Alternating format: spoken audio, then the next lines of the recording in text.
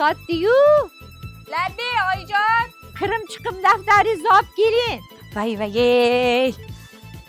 Voy, mana keldim, kelganimcha, keldim. Charchab ketdim-de, oynalarni artib. Sotdi, kirim chiqim daftaringni ol. Xo'p bo'ladi oyijon, yonimda har doimgidek mana. Mana meni pensiyam. Oh, Kirim chiqim daftaringga yozib qo'y. xo'p bo'ladi. Cho'g'i ko'p uni oyijon. Cho'g'i ko'p uni. Endi oila budjeti ko'paysin deyman-de. Ha, baraka toping, barakasini bersin. Oyijonimdan boshladim. O'sinlar. Kela qolinglar endi. Mana oyijon stipendiyam. Mana oyligim. Oho, talab yerdan olsang ham sanab ol deyishgan. Shu kap Pitago yo'q.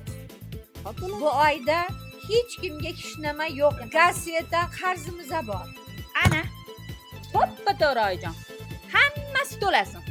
Oyijon, nega endi? Gaz svetga mahalladagilar to'lab beryapti-ku hozir pullar. Qayerda to'layotgan ekan? O'sha joyi ko'rsating. Hozir ko'p oilalilarga, qiynalayotgan oilaga mahalla tomonidan ijtimoiy xodim biriktirilibdi. Ana o'sha xodim qiynalayotgan oilalarni gaz svetini to'lashda yordam beryotgan ekan. Qayerda ekan? O'zimizning mahallada. Yo'q-e. Bo'lmagan. Ha, endi oyijon to'g'risini aytsam, ana mahalladagi xotinlardan men ham eshitgandek bo'luvdim. Sizga aytaman deb yuruvdim. Ana bir mahallamizda ijtimoiy xodim bor. O'sha kuni keldi uyimizga.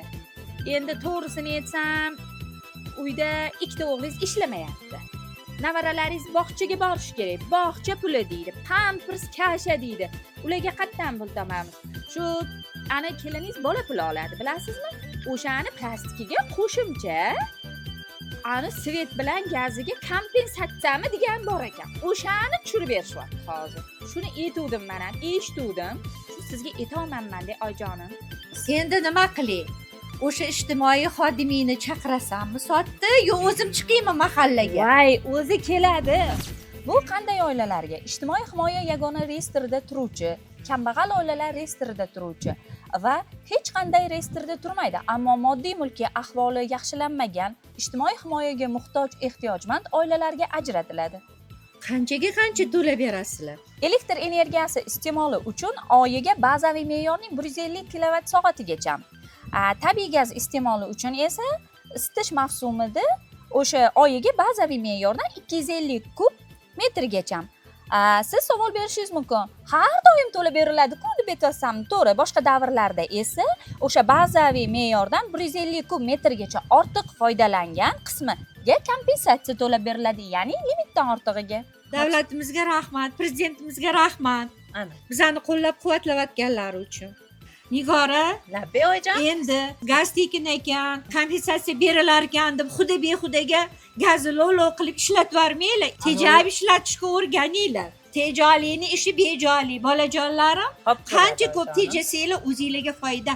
Xo'p bo'ladi oyijonim.